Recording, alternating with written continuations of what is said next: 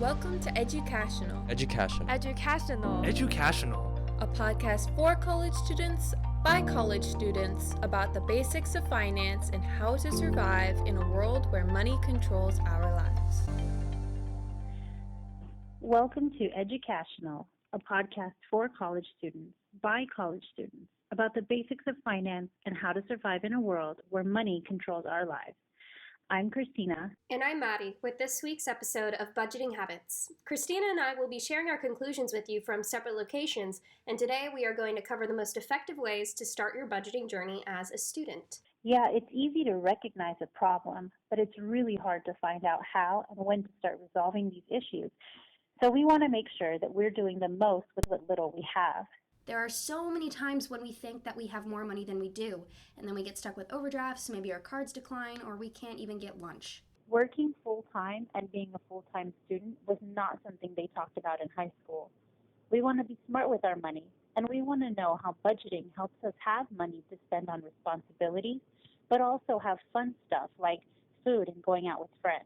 Specifically, we want to know what is the most effective way to start monthly budgeting and planning, and what are the benefits. To find out, we will be conducting interviews with experts on the subject and talking with successful budgeters and planners to gain some useful tips and tricks.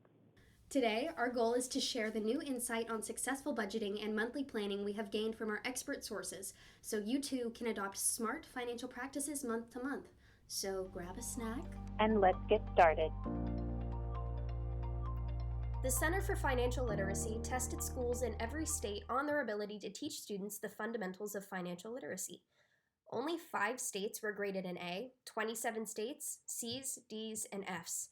It is, in a way, up to students to develop a financial literacy of our own. How do we even begin to approach this? Where do we start? Well, the CPA Journal suggests starting with a checklist. Ask yourself these questions to kickstart a healthy relationship with financial planning and literacy. 1. Have I talked with my parents about financial matters? 2. Do I know how to create a budget? 3. Do I understand the different types of financial accounts available to me? 4. Do I know how much debt I can handle each month? It's okay if you can't answer some of those questions yet. This is just a good baseline for what you need to know and where to even start when trying to configure a budget.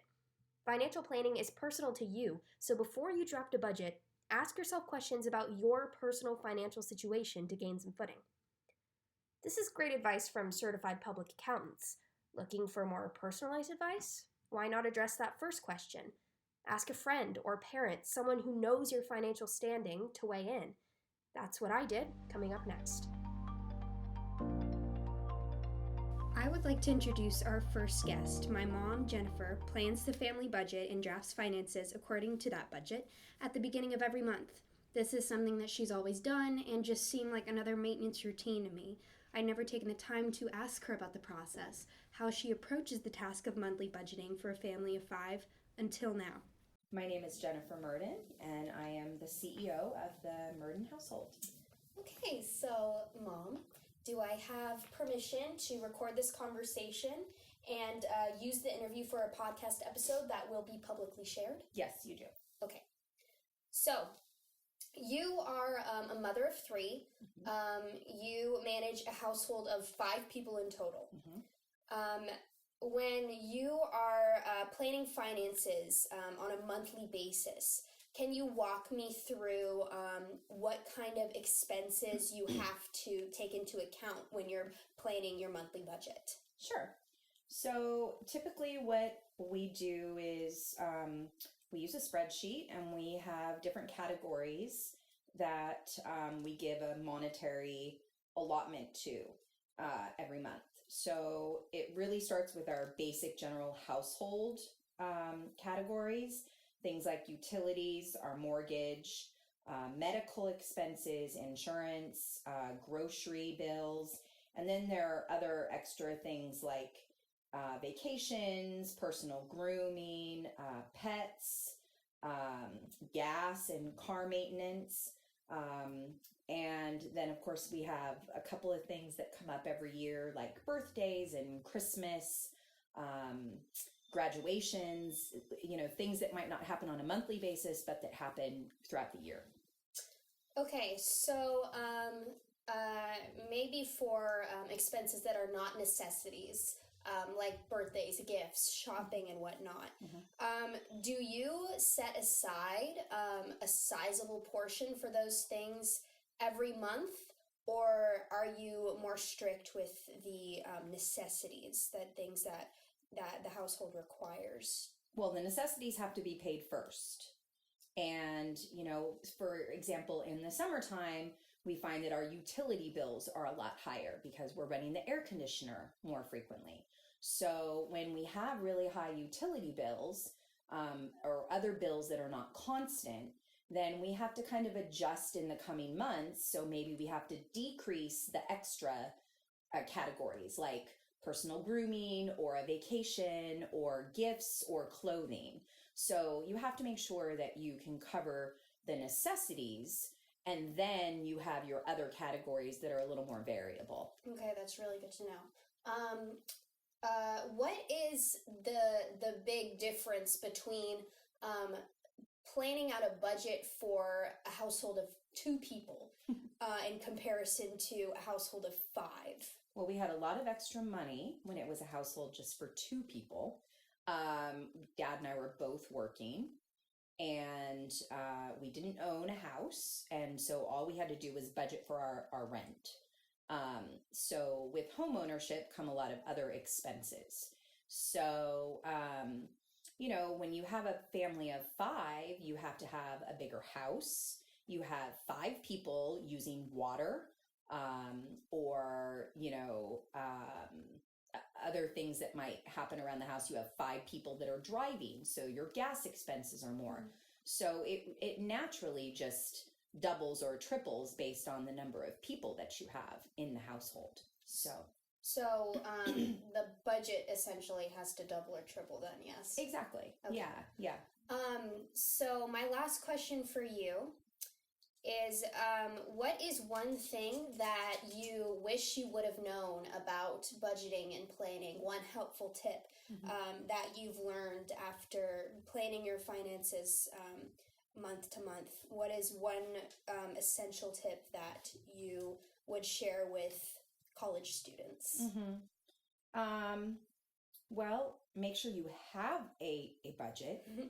That's a big one, because I don't know that a lot of kids do have a budget. So make sure that you have a budget and do your best to stick with it or stick to it, because when you're able to stick to it, I think you find that at the end of a year, you probably have a lot more extra money to go and do fun things with. Think about the things that you need versus the things that you want. Do you need a new pair of shoes? Great. Or do you want a new pair of shoes? Great. Like, think about that. How many pairs of sneakers do you have? We talk about that a lot. How many pairs of sneakers do you have? And just think about if it's really worth going into debt over. Is it worth buying those things and having those on your credit card and then having the extra stress to pay them off? So I say the biggest piece of advice I would give to you would be live within your means. Don't overextend. Live within your means. Maddie, your mom was spot on with her assessment of monthly budgeting and planning. It obviously boils down to your living situation, but there are a lot of necessities that cost money to consider. Medical expenses, insurance, grocery bills, just to name a few. And you won't have the same budget every month. It's largely dependent on what time of year it is, whether or not you have a birthday celebration coming up, and if you'll have to crank up your AC to beat the California heat. So to avoid a broken budget, plan according to your situation, prioritize, and live within your means. Phones are great tools for work, school, and socializing. Did you know that they can also help you plan and budget as well? Many user-friendly personal finance apps are available for download on cellular devices. They aim to track your expenses and keep you up to date with your personal finances in a way that is both easy and accessible. Mint, Spending Tracker, and Good Budget are all applications that claim to do just that. So, to test these claims, I downloaded all 3 and took a closer look. Mint's clean and minimalist interface is easy to get used to and easy to navigate. The app gives the opportunity to link any bank accounts and balances, credit and debit cards, expenses, and net worths. It then organizes and displays these features all in one place, making it really easy to interpret the numbers and draft budgets. Easy, free, with a 4.7 star rating, Mint is one that I definitely would recommend. Next, I took a look at the app's spending tracker. The app has a spending page calculating your balance based on your income and expenses, and a transactions page, a place to add transactions. Within your expenses page, you can preset certain expenses, everything from clothes to fuel and even gifts.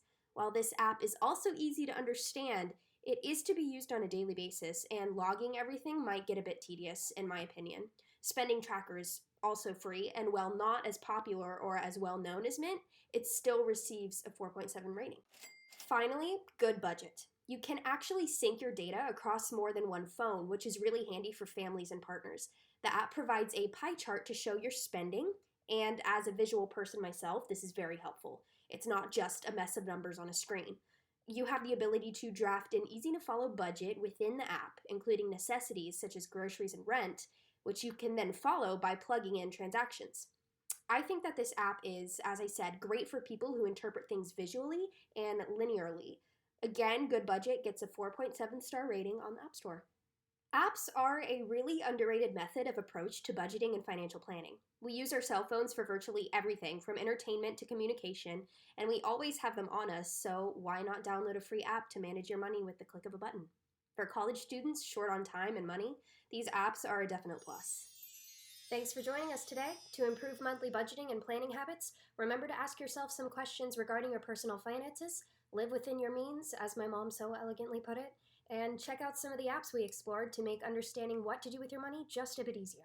We encourage you to listen to other episodes from our classmates. Tune in next time. This has been Maddy and Christina with Educashional.